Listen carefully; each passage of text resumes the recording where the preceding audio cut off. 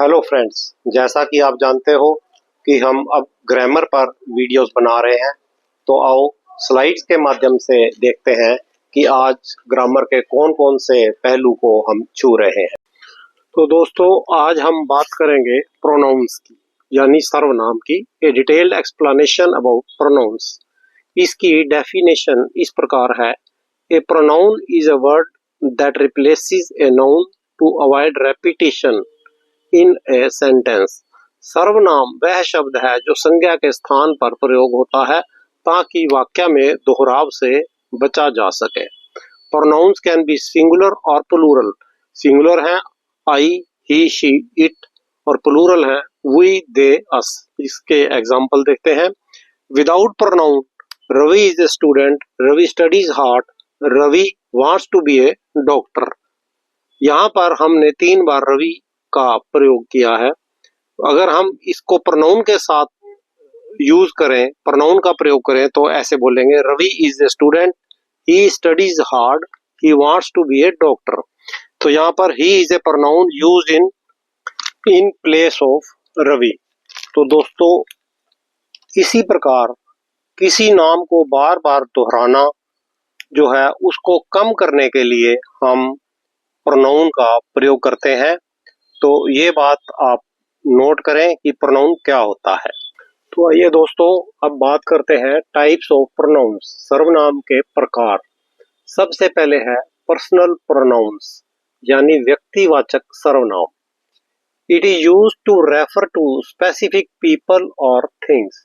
विशिष्ट व्यक्ति या वस्तु को संदर्भित करने वाला सर्वनाम। ये हम इसकी 2 फॉर्म्स बता रहे हैं, एक सब्जेक्ट फॉर्म, एक ऑब्जेक्ट फॉर्म।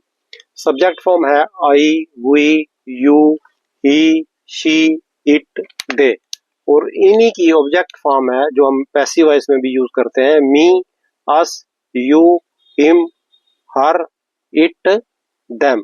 यानी मैं का मुझे, हम हमें, तुम तुम्हें, वह उसे पुरुष के लिए, वह उसे स्त्री के लिए, यह इसे वस्तु या जानवर के लिए, वे उन्हें। तो आगे हम और भी चर्चा करते हैं। तो दोस्तों, आगे देखते हैं कि प्रोनाउंस की और कितने प्रकार हैं और हमने उनका किस प्रकार प्रयोग करना है। तो दोस्तों, अब बात करते हैं पोजेसिव प्रोनाउंस की, यानी स्वामित्व या अधिकार सूचक सर्वनाम। शो ओनरशिप और पोजेशन किसी वस्तु पर अधिकार या स्वामित्व दर्शाते हैं। एग्जाम्पल के तौर पर माइन, योर्स, हिज, हज, इट्स, देयर्स एंड आवर्स। मेरा, तुम्हारा, उसका, उनका, हमारा। इसके सेंटेंसेस इस प्रकार बनते हैं: दिस बुक इज माइन, यह किताब मेरी है। दैट बैग इज हर्स, यह बैग उसका है। इसका जो यूजेज है, यूज टू अवॉइड रेपिटेशन, जैसे इज दिस पेन योर्स, ये कहेंगे, ना कि ये कहेंगे instead of is this pen your pen. यहाँ पे हमने इस रेपिटेशन को रोकना है। और एक इंपॉर्टेंट चीज है, hers and theirs never take an apostrophe. Hers और देयर, हर्स एंड देयर्स के साथ कभी भी एपोस्ट्रोफी नहीं लगाया जाता है। जैसे आप देख रहे हैं यहाँ पे राहुल के साथ एपोस्ट्रोफी एस के साथ बुक लिखा है और इट के साथ एपोस्ट्रोफी लाके एस लगाया है। तो हर्स एंड देयर्स के साथ एपोस्ट्रोफी नहीं लगता है। की पॉइंट नोट करें: possessive pronouns no apostrophe. These pronouns already show possession and never take an apostrophe. Mine, yours, his, hers, ours and theirs, यानी मेरा, मेरी, मेरे, तुम्हारा, आपका, उसका, लड़का, उसकी, लड़की, हमारा, हमारी, उनका, उनकी। एग्जाम्पल भी है: this pen is mine, the choice is yours, that phone is his, the bag is hers, the house is ours, the books are theirs. तो ये एग्जाम्पल हैं जहां पर हमने ये शो किया है कि यहाँ पर एपोस्ट्रोफी एस नहीं लगाना है। और ये बात हमें नोट करके रखनी है कि जो ये प्रोनाउंस हैं इनका किस प्रकार प्रयोग किया जाता है। तो अब बात करते हैं रिफ्लेक्सिव प्रोनाउंस की, यानी आत्मवाचक सर्वनाम। Reflexive pronouns are used when the subject and object of a sentence refer to the same person or thing. They end in self singular के लिए और selves plural के लिए। Here are the reflexive pronouns. आत्मवाचक सर्वनाम का उपयोग तब किया जाता है जब वाक्य में कर्ता और कर्म एक ही व्यक्ति या वस्तु को संदर्भित करते हैं। ये सेल्फ एक वचन के लिए और सेल्व्स बहुवचन में समाप्त होते हैं। यहाँ आत्मवाचक सर्वनाम दिए गए हैं। देखिए, I made this cake myself, मैंने यह केक खुद बनाया। दूसरा, you should believe in yourself, तुम्हें अपने आप पर विश्वास करना चाहिए। He painted the house himself, उसने घर खुद रंगा। She solve the puzzle herself, उसने पहेली खुद हल की। The dog open the door itself, कुत्ते ने दरवाजा खुद खोला। We taught ourselves to play the guitar, हमने खुद गिटार बजाना सीखा। All of you should enjoy yourselves at the party, तुम सबको पार्टी में खुद आनंद लेना चाहिए। अब बात करते हैं डेमोन्स्ट्रेटिव प्रोनाउंस की, यानी संकेतवाचक सर्वनाम। These are used to point out specific people or things, किसी वस्तु या व्यक्ति की ओर इशारा करने के लिए। इसके एग्जाम्पल्स है this, that, these, those, यानी यह, वह, ये, वे। इसके जो सेंटेंसेस हैं वो इस प्रकार हैं। This is my house, यह मेरा घर है। और दूसरा एग्जाम्पल लेके चलते हैं, दोज आर माई फ्रेंड्स, वे मेरे दोस्त हैं। आगे हम बात करते हैं इंटेरोगेटिव प्रोनाउंस की, प्रश्नवाचक सर्वनाम। These are used to ask questions, ये प्रश्न पूछने के लिए प्रयुक्त होते हैं। Examples who, whom, whose, what and which, कौन, किसे, किसका, क्या, कौन सा। आइए इनके सेंटेंसेस देखते हैं किस प्रकार बनते हैं। Who is at the door, दरवाजे पर कौन है। What is your name, तुम्हारा नाम क्या है। तो ये थे इंटेरोगेटिव प्रोनाउंस। आइए अब बात करते हैं रिलेटिव प्रोनाउंस की, यानी संबंधवाचक सर्वनाम। These are used to connect a clause or phrase to a noun pronoun, जो किसी संज्ञा या सर्वनाम को वाक्य के बाकी भाग से जोड़ते हैं। एग्जाम्पल्स हैं इसके who, whom, whose, which, that, यानी कि जो, जिसे, जिसका, जो की। तो इनके जो वाक्य हैं वो इस प्रकार बनते हैं। The girl who is singing is my sister, जो लड़की गाना गा रही है वह मेरी बहन है। तो दूसरा एग्जांपल है this is the book that I like, यह वह किताब है जो मुझे पसंद है। तो ये थे दोस्तों रिलेटिव प्रोनाउंस, जिनको हम संबंधवाचक सर्वनाम भी कहते हैं। तो आगे है इनडेफिनिट प्रोनाउंस, यानी अनिश्चित सर्वनाम। These refer to non-specific people or things, ये कोई निश्चित व्यक्ति या वस्तु नहीं दर्शाते।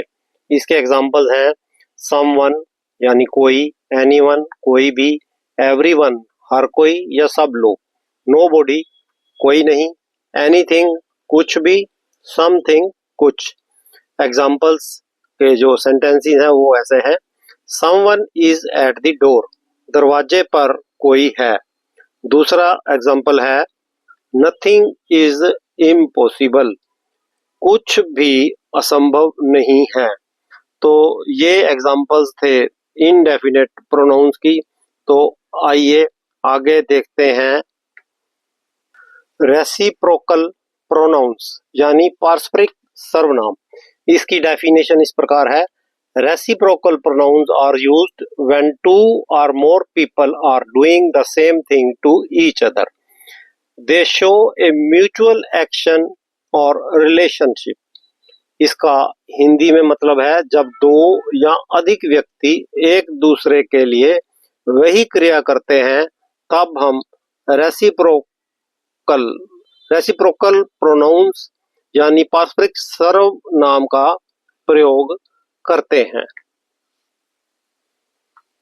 ये जो होते हैं ये सिर्फ दो प्रकार के होते हैं। There are only two reciprocal pronouns. Number 1 each other यानी एक दूसरे, फॉर टू पीपल। दूसरा है वन एनदर, इसका भी अर्थ एक दूसरे है। ये होता है for more than two people, यानी दो से अधिक लोगों के लिए जब कोई बात होती है तो वहां इसका प्रयोग होता है। इसके एग्जाम्पल समझते हैं। Ravi and Sita love each other. Ravi और सीता एक दूसरे से प्यार करते हैं। दूसरा एग्जाम्पल है, two friends hugged each other. दोनों दोस्तों ने एक दूसरे को गले लगाया। तो इसके कुछ और भी एग्जाम्पल हैं, आइए स्लाइड के माध्यम से उनको भी समझने की कोशिश करते हैं। अगला एग्जाम्पल है, all the team members trust one and other. सभी टीम सदस्य एक दूसरे पर भरोसा करते हैं। यहाँ पर दो से अधिक मेंबर हैं, इसलिए हमने वन एंड अदर का प्रयोग किया है। दूसरा एग्जाम्पल भी इसी प्रकार है, the students were helping one and other. छात्र एक दूसरे की मदद कर रहे थे। तो इम्पोर्टेंट टिप्स हैं, इसको आप नोट करें। Use each other when referring to two people और थिंग्स। आगे, use one and other when referring to 3 और मोर पीपल। प्रोनाउंस के बारे में कुछ की पॉइंट्स आप नोट करें। Pronouns streamline communication by reducing noun repetition, ensuring sentences are concise and dynamic। सर्वनाम संज्ञा दोहराव को कम करके संचार को सुव्यवस्थित करते हैं, जिससे वाक्य संक्षिप्त और गतिशील होते हैं। तो आइए अब हम बात करते हैं एक बहुत महत्वपूर्ण शब्द की, वो है इट। इट एक सर्वनाम है जिसका उपयोग किसी निर्जीव वस्तु, जानवर या ऐसे व्यक्ति जैसे शिशु को संदर्भित करने के लिए किया जाता है जिसका लिंग अज्ञात या अप्रासंगिक हो। यह एक वचन होता है। तो आइए, उम्मीद करते हैं आपको इट के बारे में ये जानकारी अच्छी लगी होगी। इसकी थोड़ी और जानकारी लेते हैं। It is a pronoun used to refer to an inanimate object, an animal or a person like a baby whose gender is unknown or irrelevant. It is singular. It is for things and animals, sometimes babies. We use it when referring to objects, animals or unknown gender. Example है इसके, the cat is hungry, it wants food. बिल्ली को भूख लगी है, वह खाना चाहती है। Pen is new, it writes well. यह पेन नया है, यह अच्छा लिखता है।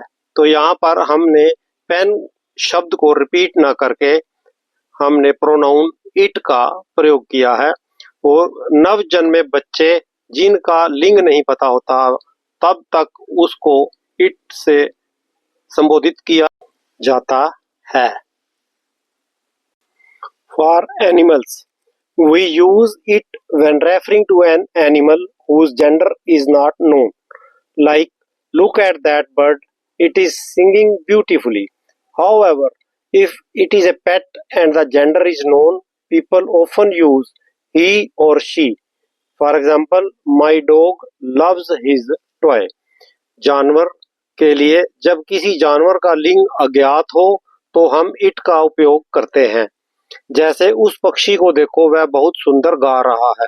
हालांकि अगर यह एक पालतू जानवर है और उसका लिंग ज्ञात है तो लोग अक्सर ही और शी का उपयोग करते हैं।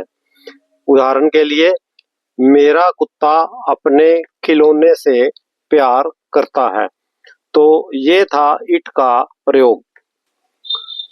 तो बेबीज के बारे में बात करते हैं। इन informal speech people sometimes use it for newborn whose gender is not yet revealed. The baby is sleeping. Let us not wake it up. But once the gender is known, he or she is preferred. बच्चों के बारे में कहें तो अनौपचारिक बातचीत में लोग कभी कभी नवजात शिशुओं के लिए इट का उपयोग करते हैं जब उनका लिंग अभी ज्ञात नहीं होता। उदाहरण के लिए, बच्चा सो रहा है, चलो इसे नहीं जगाते। लेकिन एक बार जब लिंग ज्ञात हो जाता है तो ही या शी का उपयोग करना पसंद किया जाता है। और ऑब्जेक्ट्स एंड कॉन्सेप्ट्स के बारे में बात करें तो always use it whether talking about a book, idea, country, weather or even time. Example, it is raining, बारिश हो रही है। It was a great decision, यह एक शानदार निर्णय था। वस्तुएं और अवधारणाएं हमेशा इट का उपयोग करते हैं, चाहे वह किसी किताब, विचार, देश, मौसम या समय के बारे में हो। तो हम उम्मीद करते हैं कि आपको इट के बारे में ये जानकारी अच्छी लगी होगी और ज्ञानवर्धक भी लगी होगी। तो दोस्तों, ये था हमारा प्रोनाउन के ऊपर वीडियो। तो जल्दी ही हम और भी ग्रामर के ऊपर वीडियोस लेकर आ रहे हैं। तो आपको इस प्रकार की जानकारियां मिलती रहे, उसके लिए आप हमारा चैनल मेगालाइट एबीसी टीवी इसको ज़्यादा से ज़्यादा सब्सक्राइब करें और दोस्तों के साथ शेयर भी करें ताकि सभी को इसका लाभ मिल सके। Thank you.